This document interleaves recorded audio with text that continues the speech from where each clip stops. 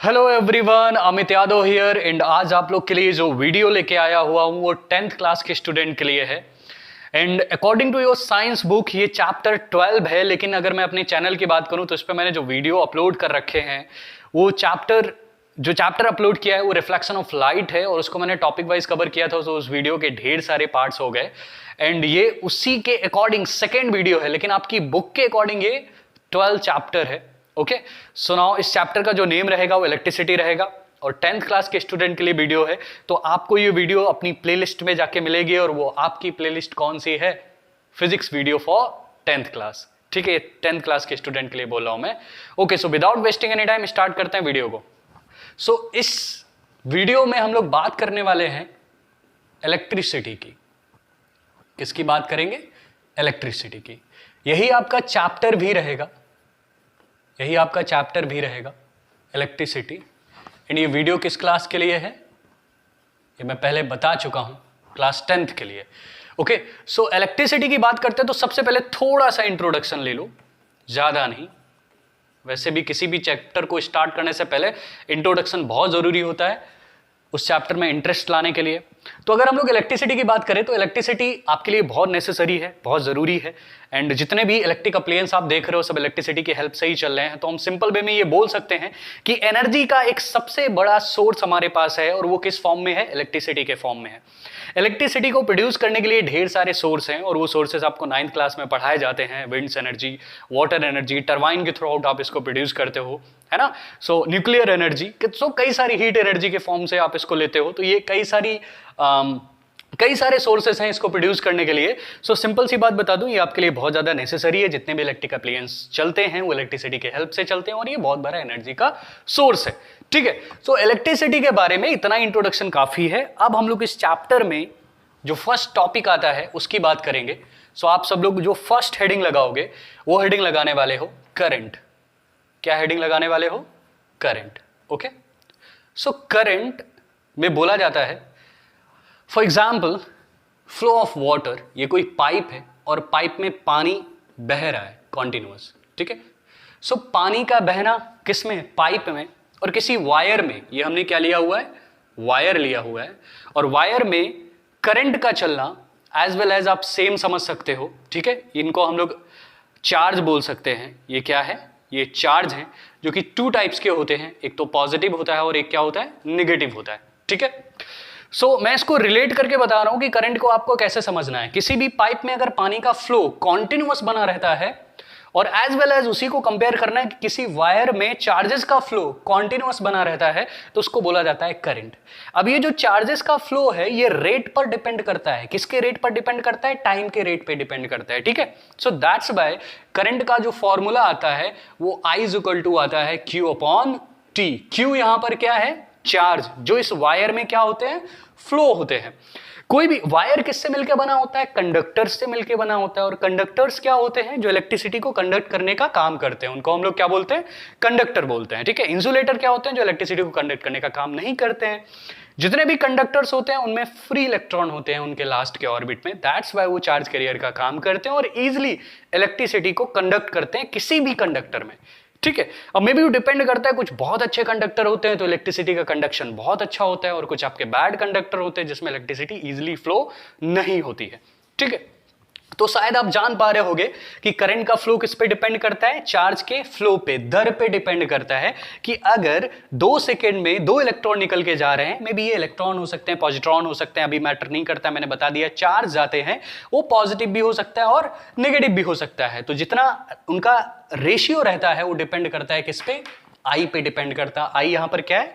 Current है। चलो हम इसके यूनिट की बात कर लेते हैं। तो यूनिट इसका क्या होगा? एक तो आपका सिंपल सा यूनिट होगा एम्पियर, एक दूसरा भी यूनिट होता है। चार्ज का यूनिट क्या होता है? कूलॉम। और टाइम का यूनिट क्या होता है? सेकेंड। तो कूलॉम अपॉन सेकेंड एक दूसरा यूनिट होगा। सो आई थिंक करंट के बारे में आप थोड़ा बहुत जान चुके हो यहां से। ठीक है, सो करंट के लिए जो सबसे इंपॉर्टेंट रहता है वो क्या रहता है? Rate of flow of charge. ठीक है, सो करंट का डेफिनेशन आप लिख सकते हो, the rate of flow of charge, it is known as current. The rate of flow of charge, it is known as current. तो इतना अगर आप नोट करना चाहो तो इजिली यहां से नोट कर सकते हो। ओके, सो चलिए हम लोग आगे बढ़ते हैं। ये आपने जान लिया ओके क्या होता है करंट, ये आप यहां से जान चुके हो। इसको मैं रब कर दे रहा हूं। अब हम लोग जस्ट इसके बाद बात करने वाले हैं इलेक्ट्रिक सर्किट्स की।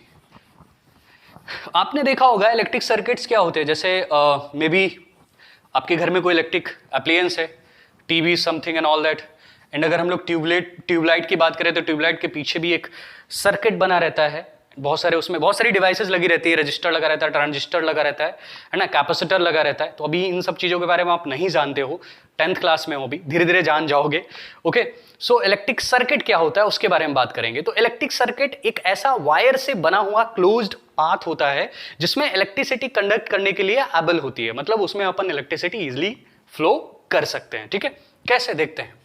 तो हम लोग बात करने वाले हैं इलेक्ट्रिक सर्किट की बात करने वाले हैं। ओके, सो जानते हैं क्या होता है इलेक्ट्रिक सर्किट। किसी भी सर्किट को कंप्लीट करने के लिए सबसे पहले इंपॉर्टेंट है सेल। ये सेल है, और अगर हम इन्हीं का ज्यादा और कॉम्बिनेशन लेते हैं तो ये बैटरी बन जाता है। तो हम यहां पर आपको बता देते हैं बैटरी आपको कैसे बनानी है, कुछ इस तरह से। ओके, अब इनको कंबाइन करना है। ये पॉजिटिव है, जो बड़ा डंडा होगा वो पॉजिटिव है, छोटा डंडा नेगेटिव होगा। नेगेटिव को पॉजिटिव से जोड़ना है और लास्ट में एक पॉजिटिव बच जाएगा, तो इसको अपन बैटरी बोलते हैं। अगर सिर्फ दो प्लेट रह रही होती तो उनको क्या बोला जाता है, सेल बोला जाता है। ठीक है, the combination of cells it is known as battery. अब आपको क्या करना है, एक बल्ब को जोड़ देना है सर्किट को कंप्लीट करने के लिए। आगे चल के एक अमीटर लगा दो, पॉजिटिव जो पार्ट होगा अमीटर का पॉजिटिव से ही जुड़ेगा, एंड जो नेगेटिव वाला होगा वो नेगेटिव से जुड़ेगा। और आगे चल के एक की लगा दो।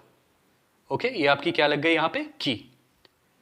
इसको बोलते हैं की या स्विच बोल सकते हो। ठीक है, हमेशा जो करंट का डायरेक्शन लिया जाता है वो पॉजिटिव से नेगेटिव की तरफ लिया जाता है। तो ये डायरेक्शन ऑफ करंट हो गया, और ये बन गया आपका इलेक्ट्रिक सर्किट। इसमें आप जोड़ने के लिए कई सारी चीजें जोड़ सकते हो, कई सारी चीजें ऐड कर सकते हो। ओके, सो आई थिंक ये बात आपको समझ में आई होगी कि इलेक्ट्रिक सर्किट आप कैसे ड्रॉ करते हो। ये क्लोज सर्किट है। अगर आपने स्विच को ऑन कर दिया, स्विच को ऑन कर दिया, मैं यहां पे डॉट बना देता हूं, तो अभी आपका स्विच कैसा है, सर्किट कनेक्टेड है। ठीक है, तो स्विच को ऑन करा तो सर्किट आपस में कनेक्टेड हो गया। यहां से आपका करंट गया और करंट सीधा कहां जा रहा है, बल्ब पर, और बल्ब को क्या करेगा, ग्लो करेगा। ग्लो करने के बाद अमीटर से अपनी रीडिंग देगा, क्योंकि अमीटर करंट को मेजर करने का काम करता है। देन आफ्टर अगर आप स्विच को ऑफ कर देते हो तो सर्किट ब्रेक हो जाता है और इस इलेक्ट्रिक सर्किट में करंट फ्लो नहीं होगा। सो इलेक्ट्रिक सर्किट आपको समझ में आया, मतलब एक ऐसा क्लोज पाथ जिसमें इलेक्ट्रिसिटी अगर हम फ्लो करें तो वो फ्लो हो, मतलब किससे बना हुआ क्लोज पाथ होना चाहिए, कनेक्टिंग वायर से बना हुआ होना चाहिए। और वायर किससे बना होता है, कंडक्टर से। दैट्स व्हाई इलेक्ट्रिसिटी कंडक्ट होती है। तो आई थिंक ये बात आपको समझ में आई होगी कि इलेक्ट्रिक सर्किट आप किस तरह से ड्रॉ करते हो। तो एक सिंपल सा सर्किट का एग्जांपल था, आगे चल के हम लोग बहुत टाइप के सर्किट पढ़ेंगे और इसमें कुछ और भी डिवाइसेस को ऐड करेंगे, जैसे कि आपका रजिस्टर हो गया, रिहोस्टेट हो गया। ठीक है, और भी कई चीजें हम लोग वोल्ट मीटर को ऐड करेंगे, तो वो आगे जानेंगे। ठीक है, सो आई थिंक इसको आप नोट कर सकते हो। मैं हट जाता हूं बोर्ड से, सर्किट को ड्रॉ कर सकते हो। सर्किट का सिंपल सा डेफिनेशन होता है close path which is able to flow electric current, closed path which is able to flow electric current। यहां से इजिली डेफिनेशन आप देख सकते हो। ठीक है, ओके, सो इलेक्ट्रिक सर्किट की बात हो गई। अब शायद आप लोग बोर्ड पे एक क्वेश्चन देख रहे होगे। The question is a current 0.5 ampere is drawn by a filament of an electric bulb for 10 minutes. Find the amount of electric charge that flow throughout the circuit. आपको क्या फाइंड आउट करना है, ध्यान से देखो। Find the amount of electric charge that flow throughout the circuit. तो पहले हम लोग गिवन वैल्यूज को नोट कर लेते हैं, क्या क्या आपको गिवन है और क्या क्या पूछा गया है इस क्वेश्चन में। ये क्वेश्चन करंट जो अभी हमने कुछ देर पहले टॉपिक पढ़ा है आपको उसी से रिलेटेड है, तो क्वेश्चन देख लोगे तो आपको क्लियर हो जाएगा। ओके, अ करंट 0.5 एम्पियर, मतलब आपको आई गिवन है, कितना गिवन है, 0.5 ampere, and is filament for an electric bulb for 10 minute. वो जो बल्ब का फिलामेंट होता है जो कि ग्लो करता है, उससे 10 मिनट के लिए क्रॉस होता है, मतलब 10 मिनट के लिए उसको ग्लो कराता है। तो टाइम आपको गिवन है, t इक्वल टू कितना गिवन है, 10 मिनट। ओके, चाहो तो इसको सेकंड में चेंज कर लो, बिकॉज इसको चेंज करना पड़ेगा आपको। सो 10 इंटू 60, सो कितना निकल के आ गया, 600 सेकेंड। ओके, अब आपको पूछा क्या गया है आपसे इस क्वेश्चन में, find the amount of electric charge, मतलब आपको क्यू फाइंड आउट करना है। ठीक है, सो आपने कुछ देर पहले फॉर्मूला पढ़ रखा है I is equal to Q upon T, पढ़ा है ना, राइट। सो आपने क्या करना है, Q निकालना है, तो क्या ये हो जाएगा Q is equal to I T हो जाएगा, ठीक है। I आपको गिवन है, I कितना गिवन है 0.5 और T गिवन है आपको 600, देन कितना निकल के आएगा, ओके यहां पे लगेगा आपका पॉइंट, जीरो खत्म हो जाएगा, तो कितना निकल के आया आपको 300 कूलॉम। ये चार्ज है, दैट्स वाई कितना निकला 300 कूलॉम। तो सिंपल सा क्वेश्चन था, आप देख सकते हो यहां से चार्ज था, दैट्स वाई कितना निकला 300 कूलॉम। मैं कैमरे में देख लेता हूं कि क्या आपका पूरा बोर्ड आ रहा है, जहां तक आंसर आप यहां पे रिटन है। ओके सो यहां से क्वेश्चन को आप नोट कर सकते हो, फिर हम लोग आगे के टॉपिक पे चढ़ते हैं, ठीक है।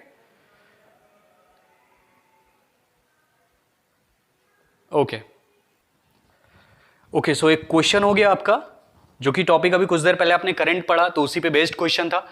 अब हम लोग बात करने वाले हैं नेक्स्ट टॉपिक पे। सो आप लोग हेडिंग लगा सकते हो।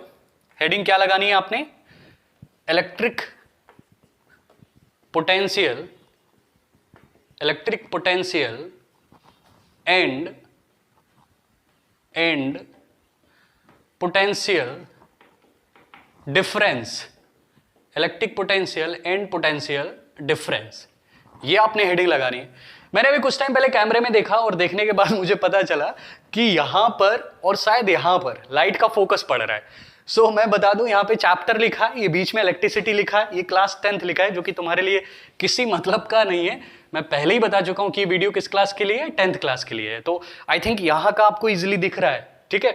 अगर कोई प्रॉब्लम हो रही है तो आप कमेंट में जाके बता सकते हो, मैं नेक्स्ट वीडियो में उसको सही करने की या फिक्स करने की कोशिश करूंगा। दोनों बातों का मतलब एक ही निकलता है जाके। Okay sorry. सो हम लोग बात कर रहे हैं किसके बारे में, electric potential and potential difference. तो सबसे पहले हम लोग बात कर लेते हैं इलेक्ट्रिक पोटेंशियल क्या होता है, दोनों के बारे में एक साथ बताता हूं मैं आपको। 10th स्टैंडर्ड के हिसाब से समझते हैं। ऐसे कुछ सोचो, ऐसे समझ के चलो कि किसी भी कंडक्टर में जब चार्ज फ्लो होता है, किसी भी कंडक्टर में जब चार्ज फ्लो होगा तो किसकी वजह से होता है, मैं बताता हूं आपको। बैटरी, ये जो बड़ा डंडा होता है ना, ये हाई पोटेंशियल को रिप्रेजेंट करता है, और जो छोटा डंडा होगा वो लो पोटेंशियल को रिप्रेजेंट करता है। तो सिंपल सी बात हो गई कि बैटरी क्या प्रोवाइड करती है, पोटेंशियल डिफरेंस। बैटरी क्या प्रोवाइड करेगी, पोटेंशियल डिफरेंस प्रोवाइड करती है बैटरी, ठीक है। और बैटरी पोटेंशियल डिफरेंस प्रोवाइड कर रही है, तो दैट्स वाई इस कंडक्टर में चार्ज एक एंड से दूसरे एंड तक जाता है इस डिफरेंस की वजह से, ठीक है। चलो शायद ये अभी नहीं समझ में आएगा आपको, ऐसे एक सिंपल सा एग्जाम्पल लेते हैं तो शायद आपको पोटेंशियल डिफरेंस थोड़ा सा समझ में आए। एक प्यारा सा नन्ना मुन्ना सा एग्जाम्पल है, देख लो उसको। ऐसे सोच के देखो कि कोई वाटर टैंक है, ये आपका कोई वाटर टैंक है, और वाटर टैंक में यहां तक पानी भरा हुआ है, ये वाटर टैंक में वाटर फिल्ड।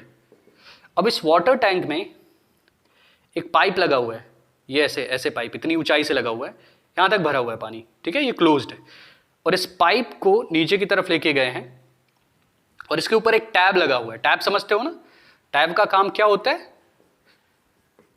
आप इस जगह से, इस पॉइंट से इस टैब को ऑन ऑफ कर सकते हो, मतलब पानी को गिरने से रोक सकते हो, और जब मर्जी हो तो इसको ऑन कर सकते हो।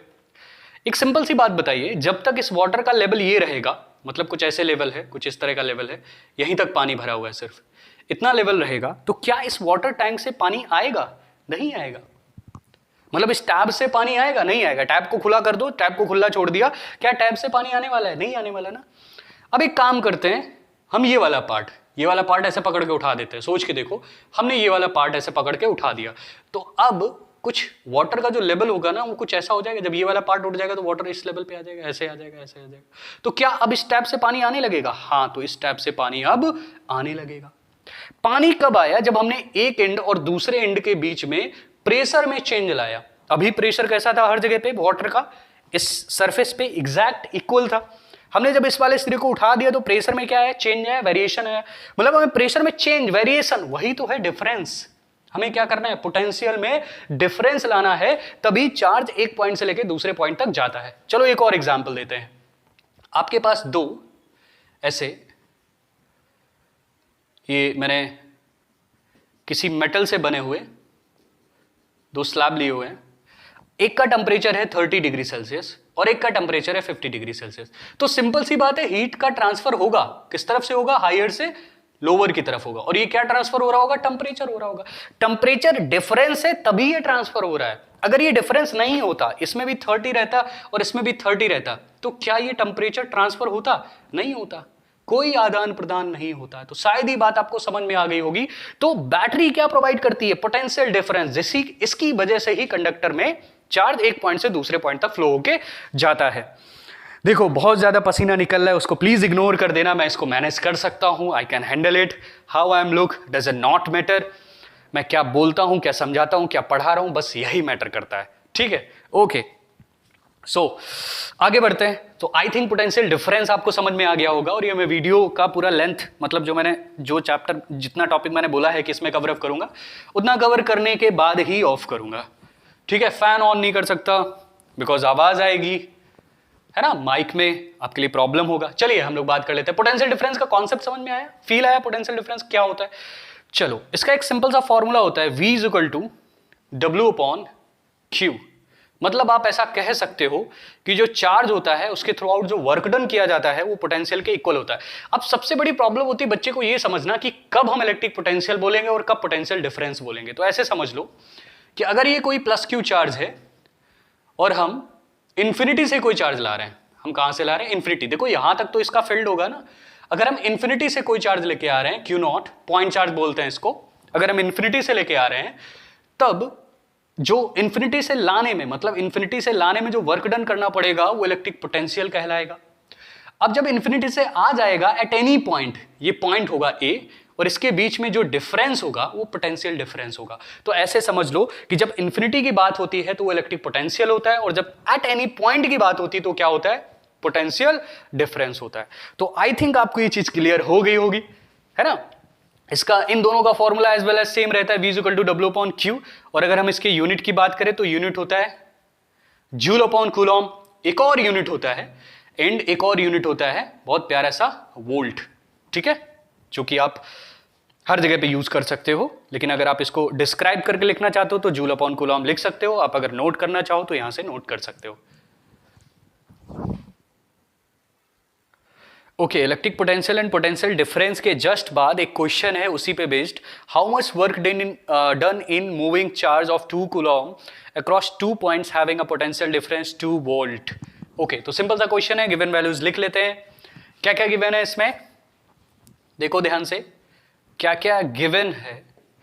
अगर मैं गिवन वैल्यूज की बात करूं तो पहले तो क्या पूछा गया है? How much work done in a moving charge, मतलब आपसे W पूछा गया है, एंड आपको Q गिवन है, कितना गिवन है? 2 कूलॉम, एंड साथ में पोटेंशियल डिफरेंस गिवन है, मतलब V गिवन है 2 वोल्ट।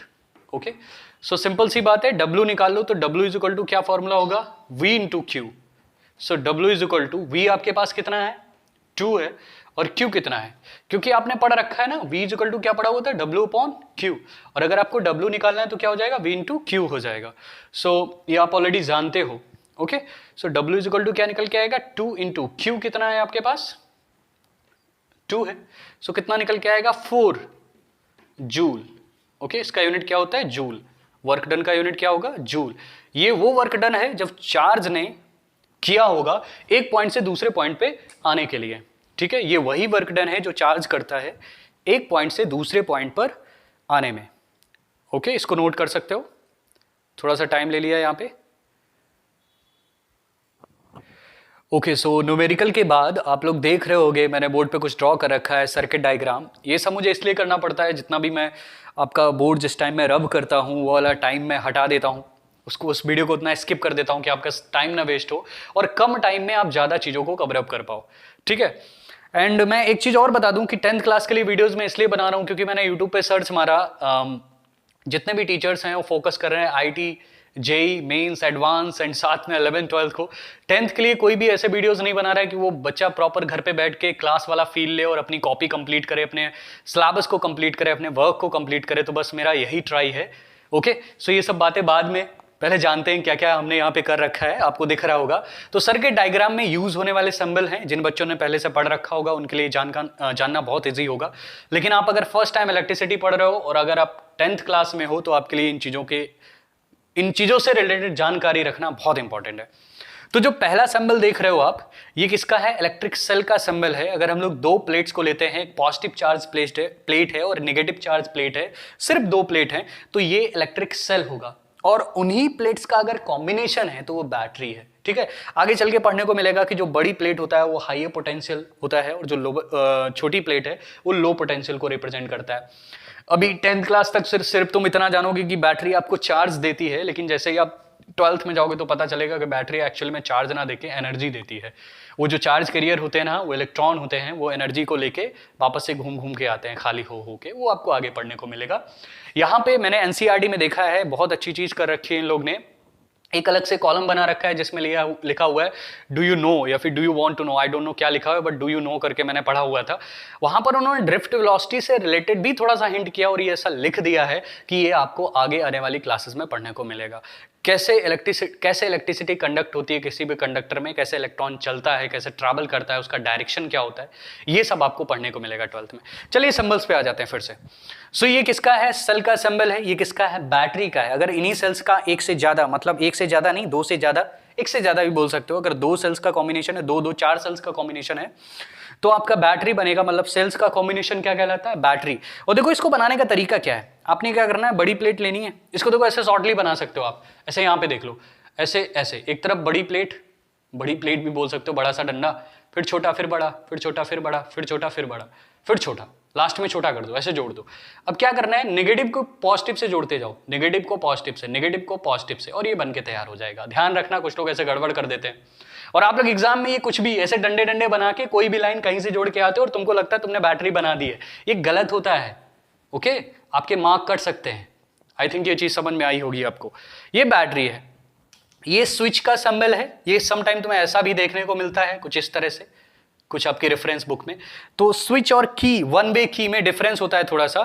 ये आपका स्विच है जो कि ऑन ऑफ किया जा सकता है। अगर हम इसको खींच देते हैं, इसको प्लग की भी बोलते हैं और इसको वन वे की बोलते हैं। इसके ऊपर ऐसे प्रेस कर दो या प्रेशर डाल दो तो ये सर्किट को आपस में कनेक्ट कर देता है। शायद आपको समझ में आ रहा होगा।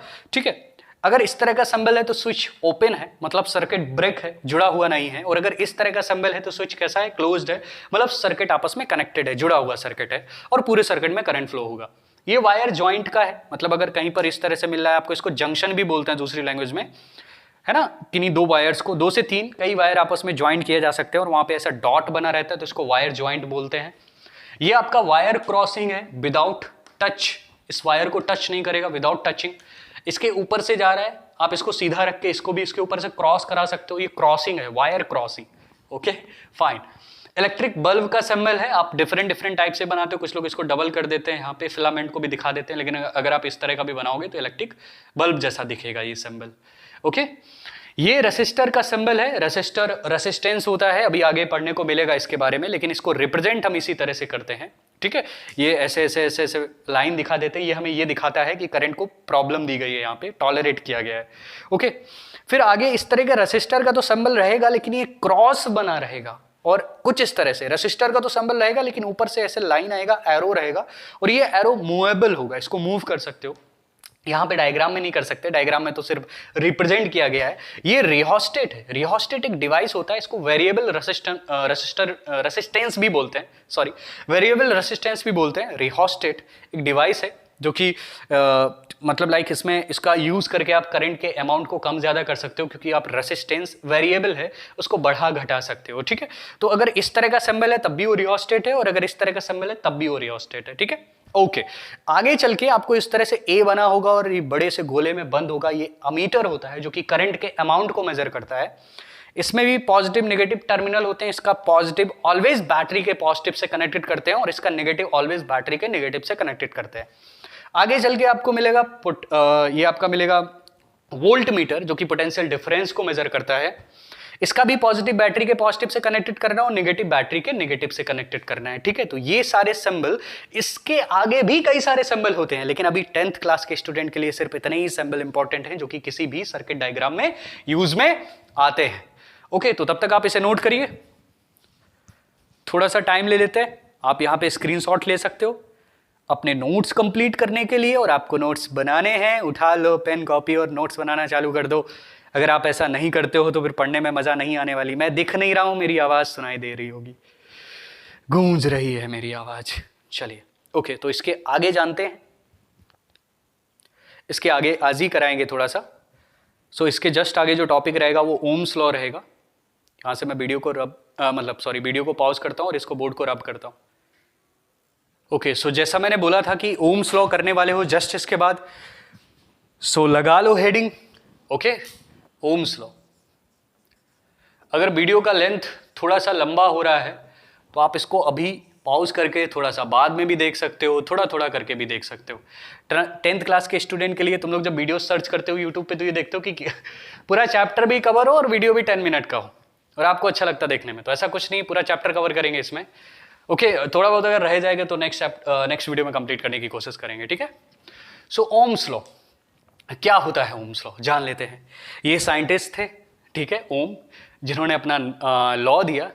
लॉ है, इसमें हम कुछ अपनी तरफ से नहीं बता सकते, जो साइंटिस्ट दे के गए हैं वही हम आपको डिलीवर करेंगे, ठीक है। तो ज़्यादा कुछ इसमें एक्स्ट्रा बताने के लिए नहीं है, बस हम इतना बताना चाहेंगे कि ये लॉ क्यों दिया था। और लॉ, कोई भी लॉ ऐसे नहीं बनता है जब इसको कई सारे साइंटिस्ट मिलके गलत साबित नहीं कर पाते हैं, तब जिस पर्सन ने इस लॉ को दिया होता है उस पर्सन के नेम से, या फिर वो जिस नेम से इस लॉ को अप्रूव कराना चाहता है वो अप्रूव करा के ऑल ओवर द वर्ल्ड या ऑल ओवर द यूनिवर्स जितना भी है वहां पर इसको वेरिएबल या फिर इसको कांस्टेंट के तौर पे ले लिया जाता है, इसको मान लिया जाता है कि हाँ हम इसको एक्सेप्ट कर रहे हैं।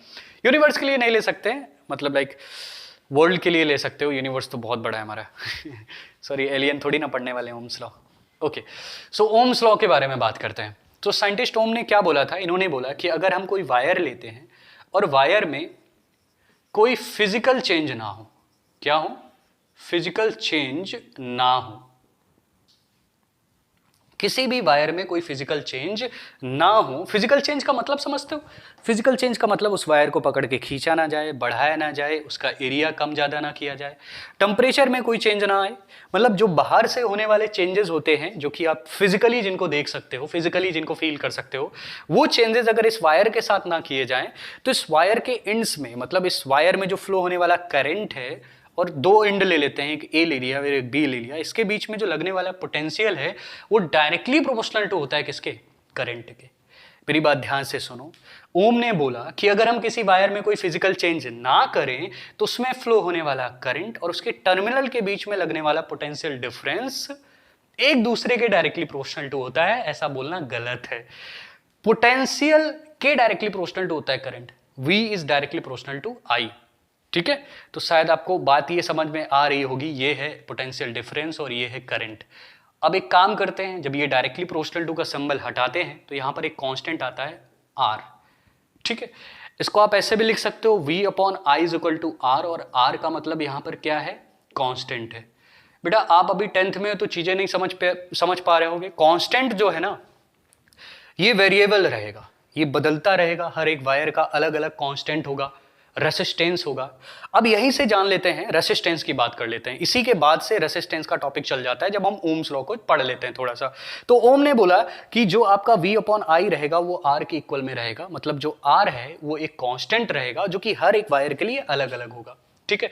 आप ऐसा कह सकते हो कि जो R है ना वो एक खराब पड़ा हुआ रास्ता है और उस पर चलने वाला क्या है, करंट, ठीक है। अब जो R करंट है, चले या ना चले, R आपका वेरिएबल नहीं होने वाला, R एज वेल एज क्या रहेगा, वैसा ही रहेगा। तो शायद ये कुछ चीजें आपको समझ में आ रही होंगी। R दैट्स वाई कांस्टेंट है। तो किसी वायर में जो करंट को टॉलरेट करता है ना, रोकने का काम करता है, कौन रोकता है, R रोकता है। तो दैट्स वाई R कैसा है, यहां पर कांस्टेंट है।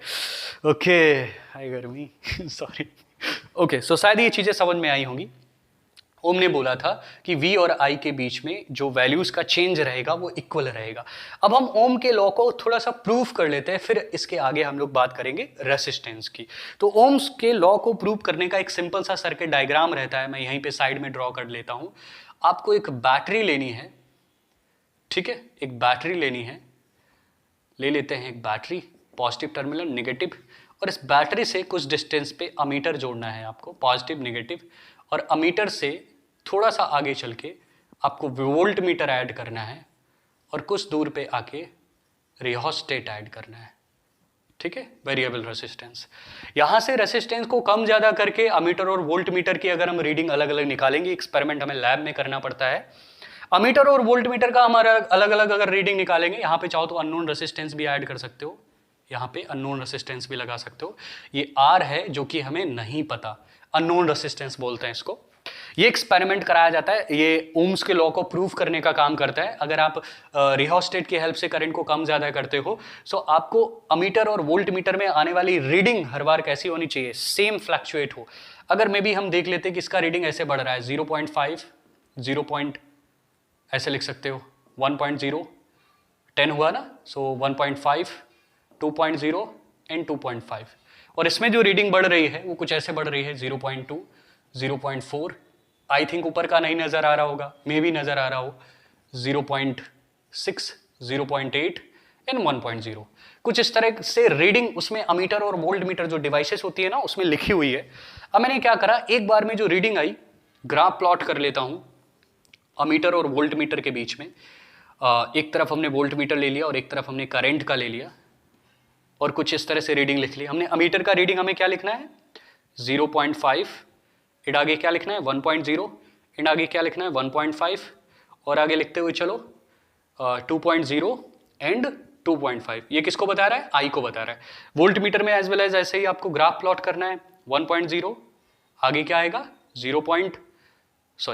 0.2 आएगा यहाँ पे, 0.2, 0.4, 0.6, 0.8 एंड आगे क्या आने वाला है 1.0। ये वोल्ट मीटर को बताया। आई और वी के बीच में ग्राफ प्लॉट करने के बाद अब आप देखोगे कि हर बार आर का वैल्यू क्या निकल के आने वाला है, एज वेल एज सेम निकल के आने वाला। देखते हैं चलो। तो फर्स्ट सिचुएशन हम कहां पर पहुंचे 0.2 पर, और आई पर भी हम कितना स्टेप पहुंचे 0.5 पर। सो हमारा R is equal to formula क्या रहता है V upon I, then R is equal to V का वैल्यू कितना है आपके पास 0.2 है, एंड आई का वैल्यू कितना है आपके पास 0.5 है। इसे सॉल्व करते हैं तो कितना निकल के आया 0. 4 निकल के आने वाला है। सो इतने ओम का रेसिस्टेंस लग रहा है। जब आप फर्स्ट स्टेप आपने बढ़ाया इसको R1 ले लेते हैं। अब हम R2 फाइंड आउट करते हैं। तो R2 हमारा कहाँ पर निकला, हम यहाँ पर पहुंचे सेकंड स्टेप पे। तो इधर भी हम कितना जाएंगे, सेकंड तक जाएंगे। सो 0.4 डिवाइडेड बाई 1.0, पॉइंट से पॉइंट कैंसिल आउट किया तो 4.10 निकल के आया। तो 0 पॉइंट कितना निकल के आएगा इस बार भी 4 ओम। हर बार कितना निकल के आएगा 0.4 ओम निकल के आएगा। तो शायद आपको बात समझ में आ रही होगी कि अगर इस तरह की वैल्यू निकल रही है तो ये ओम्स लॉ को फॉलो कर रहा है सर्किट। तो इसके बिटवीन जो ग्राफ प्लॉट होगा वो कैसा प्लॉट होगा, स्ट्रेट लाइन में। तो यहां से ओम्स लॉ को प्रूव कर दिया जाता है कि जितना V को बढ़ाना है उतना ही I को बढ़ाना चाहिए। उस सिचुएशन में आप अननोन रेसिस्टेंस हर बार कितना निकले आपका 0.4 का निकले। ये कुछ भी वैल्यू हो सकती है, एक्सपेरिमेंटल लैब में कुछ और निकल के आएगी, यहाँ पे मैंने ऐसे ही आपको बताया है। तो आप ओम्स लॉ को ऐसे प्रूव कर सकते हो। अब जिसकी बात हम लोग बार बार कर रहे थे, जो नाम आपका बार बार आ रहा था वो नाम क्या आ रहा था, रेसिस्टेंस आ रहा था। चलिए रेसिस्टेंस की बात करते हैं। ओके, बोर्ड को मैं रफ कर दे रहा हूं, और इस बार जो बोर्ड को रफ करने का टाइम है वो मैंने मिनिमाइज नहीं किया है बिकॉज मुझे वीडियो को जल्दी से खत्म करना है। ओके, सो बार बार ओम्स लॉ को मैंने हटा दिया। अब हम लोग बात करने वाले हैं किसकी, रेसिस्टेंस की बात करने वाले हैं। ठीक है, बात कर लेते हैं रेसिस्टेंस की। इसको R से डिफाइन करते हो और इसका जो सिंबल रहता है वो कुछ इस तरह से रहता है। ठीक है, स्याही खत्म हो गई है, मार्कर चेंज कर देता हूं। कुछ इस तरह से सिंबल रहता है। ठीक है, शायद आपको दिख रहा होगा। अब देखो, अब जो नेक्स्ट हेडिंग लगा लो, आप चाहो तो इसी के आगे लगा सकते हो डिपेंडेंसी ऑफ रेसिस्टेंस। रेसिस्टेंस किन किन बातों पे डिपेंड करता है वायर के लिए। पहला पॉइंट बना लो, जो रेसिस्टेंस होता है वो लेंथ पे डिपेंड करता है वायर के। कैसे, एक वायर आपका छोटा है और एक वायर बहुत बड़ा है। ठीक है, इसका जो रेसिस्टेंस होगा वो ज्यादा होगा टू कंपेयर टू दिस। ठीक है, इसका लेस होगा और इसका ज्यादा होगा। एक सिंपल सा एग्जांपल लेते हैं। आपने टनल देखी है ना, नहीं देखी होगी, देखी भी होगी तो उसमें जाने का कोई शौक नहीं रखते होगे। टनल अगर ज्यादा लंबी कर दी जाए तो आपको क्रॉस करने में टाइम लगेगा। मतलब एक टनल कुछ इस तरह से है, ओके, और एक टनल बहुत ज़्यादा लंबी कर दी गई, टनल का लेंथ बहुत ज़्यादा लंबा है। कोई पर्सन है इस टनल को क्रॉस कर रहा है तो इसको यहाँ पर कम टाइम लगेगा और यहाँ पर ज़्यादा टाइम लगेगा क्रॉस करने में टनल को। तो ऐसे ही कुछ करंट है, अगर हम वायर का लेंथ बढ़ा देते हैं तो करंट टाइम पे नहीं डिपेंड करता है, मतलब फ्लो ऑफ चार्ज टाइम पे डिपेंड करता है, वो एक अलग बात है। यहाँ पे आप सीधा रिलेट नहीं कर सकते कि करंट को ज़्यादा टाइम लगेगा। टॉलरेट होगा, वो परेशान होगा, थकेगा। कौन थकेगा? वो चार्ज कैरियर थकेगा, अपनी एनर्जी लॉस करेगा। सो आप टाइम से नहीं इसको रिलेट करोगे, एनर्जी से रिलेट करोगे, ठीक है? ये बात हमेशा माइंड में रखना। तो यहां पर वो जब जाएगा तो कम एनर्जी वेस्ट करेगा, यहां पर ज्यादा एनर्जी वेस्ट करेगा, क्योंकि टॉलरेंस ज्यादा। इसको और लंबा कर लोगे तो एनर्जी और ज्यादा वेस्ट करेगा, ठीक है? बात समझ में आ रही होगी आपको? इसको इजिली क्रॉस करेगा, इसको इजिली क्रॉस नहीं करेगा। तो हम सिंपल से वे में बोल सकते हैं टनल वाला एग्जांपल लेके कि R is directly proportional to L, और बना लो वही टनल अगर आपको याद रखना है तो। ये लंबी सी टनल बना दी, ठीक है? तो यहाँ पे आपका रेसिस्टेंस क्या रहेगा? ज्यादा रहेगा, और यहाँ पे जो रेसिस्टेंस है वो क्या रहेगा? कम रहेगा इसके कंपैरिजन में। तो R डायरेक्टली प्रोपोर्शनल टू होगा किसके? L के। सेकेंड पॉइंट देखो, अब हम एक दूसरा एग्जाम्पल लेते हैं। आपके पास वही दो टनल है, एक टनल कुछ ऐसी है और एक टनल कुछ ऐसी है, ठीक है? आप देख रहे होगे इसका एरिया ऑफ क्रॉस सेक्शन ज्यादा है और इसका एरिया ऑफ क्रॉस सेक्शन कम है। तो जिसका एरिया ऑफ क्रॉस सेक्शन कम है, अब सोचो किसी आदमी की हाइट इतनी है, वो इतना लंबा है, तो उसको घुटनों के बल जाना पड़ेगा ना, लेट लेट के ऐसे ऐसे जाना पड़ेगा। यहाँ पर उसका जो हाइट है वो एज वेल एज इसी के बराबर है, उसी के हाइट के बराबर की टनल है, तो इसको दौड़ के क्रॉस कर लेगा। मतलब क्या यहां पर एनर्जी ज्यादा लॉस करेगा, यहां पे एनर्जी कम लॉस करेगा? बात समझ में आ रही है ना? तो मतलब अगर हम एरिया ऑफ क्रॉस सेक्शन बढ़ा देते हैं, एरिया ऑफ क्रॉस सेक्शन बढ़ा देते हैं, तो आपका जो रेसिस्टेंस है वो कम हो जाता है। मतलब ये इनवर्सली प्रोपोर्शनल टू होगा किसके? एरिया के, ठीक है? अब आ जाते हैं हम लोग थर्ड पॉइंट पे। थर्ड पॉइंट पे ये बोला गया है क्या टाइप ऑफ कंडक्टर पे डिपेंड करेगा। अगर गुड कंडक्टर होगा तो उसमें फ्री इलेक्ट्रॉन ज्यादा होंगे और इजिली करंट फ्लो करेगा। तो सिंपल सी बात है, आर ऑल्सो लिख सकते हो इसको, depends on type of conductor. R also depend on type of conductor. और एक और बात लास्ट में आती है, आपको पता होना चाहिए, नॉलेज के लिए जान लो, जो आर होता है, फोर्थ पॉइंट, ये टेम्परेचर के साथ बढ़ता है। टेम्परेचर को राइज करोगे तो रेसिस्टेंस बढ़ेगा, और टेम्परेचर मैटर करता है किस पे? टाइम पे। टाइम ज्यादा लगेगा तो रेसिस्टेंस बढ़ जाएगा, क्योंकि टाइम ज्यादा टाइम तक किसी भी सर्किट में इलेक्ट्रिक करंट फ्लो होता रहेगा तो सर्किट का टेम्परेचर बढ़ेगा, और अगर टेम्परेचर बढ़ेगा तो रेसिस्टेंस भी बढ़ेगा। तो शायद ये बात आपको समझ में आ गई होगी यहां से। तो रेसिस्टेंस डिपेंड करेगा किस पे? टेम्परेचर पे। तो फोर्थ पॉइंट हो गया। अगर आप इन दो इक्वेशंस को आपस में मिला लो, मतलब इस फर्स्ट इक्वेशन को, सेकंड इक्वेशन को, तो क्या हम कुछ इस तरह से लिख सकते हैं, R is directly proportional to L upon A. और ये जब डायरेक्टली प्रोपोर्शनल टू का सिंबल हटता है तो यहाँ पे आ जाता है रो एल अपॉन ए। इसको रो बोलते हैं बेटा, ये थोड़ा सा ऐसे बनता है। रो का मतलब होता है रेसिस्टिविटी, इसको बोला जाता है रेसिस्टिविटी, जो कि as well as a constant जैसा ही वर्क कर रहा है। यहाँ पर हर एक मेटल का रेसिस्टिविटी अलग अलग होता है। आप अपनी बुक में देखोगे तो पूरा इसका टेबल बना हुआ है रेसिस्टिविटी का, ओके? तो ये रहा आपका रेसिस्टेंस, जो कि करंट को रोकने का काम करता है, अपोज करने का काम करता है, ठीक है? अब इस वीडियो को यहीं पर एंड करते हैं, मिलते हैं नेक्स्ट वीडियो में आपसे। And thank you so much for watching. मैं आपको एक बात बता दूं, मैं जो एक्टिंग करता रहता हूं ना, बार बार कैमरे के पीछे जाना, सामने आना, ये सब टहलते रहना, चलना फिरना, और आई थिंक आप समझ रहे होगे। तो ये सारी एक्टिविटीज इसलिए कर रहा हूँ क्योंकि इस क्वारंटाइन में आप घर में हो, कोविड-19 की वजह से घर में हो। ये सुन के कान पक गए हैं आपके, कोविड-19 सो घर पे हो, आपको क्लास वाला फील आना चाहिए। आई नो आप अपने स्कूल एंड क्लासेस को मिस कर रहे हो, और अगर आप मिस कर रहे हो तो सब्सक्राइब करो हमारे चैनल पे, और हम आपको ऐसे ही वीडियोस लाते रहेंगे कुछ टाइम बाद, थोड़ा सा टाइम लगता है। Okay, thank you so much for watching.